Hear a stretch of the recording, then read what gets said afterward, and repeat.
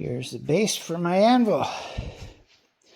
It's all 4x4s glued, screwed, and tattooed together. That's right. And there's the anvil. See, it's on a piece of... It's on some railroad stumps that are rotten. Here she is. It's just sitting on there lightly. So I have to make supports in here that bolt down and hold it. And something that goes across. It looks pretty good and it's very solid.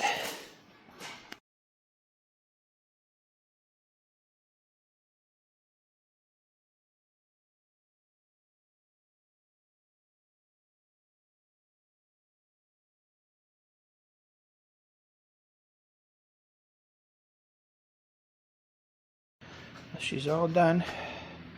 Very solid. Mounted down. It does have a 7 there. And of course it does have a W. Being informed it's 1902 to 1930, possibly made in Sweden if it was imported by the company in Cleveland that used to make these, or import some too. And it's 400 pounds. Okay, I used fireproof rubber sealant to put this down with, and it's sitting on there and it's stuck good, and the sound's gone now. So I'm debating putting chains on it or not, because they really, even this is quieter than it was. I'm debating about putting ugly chains on it because it looks so pretty, but we'll see.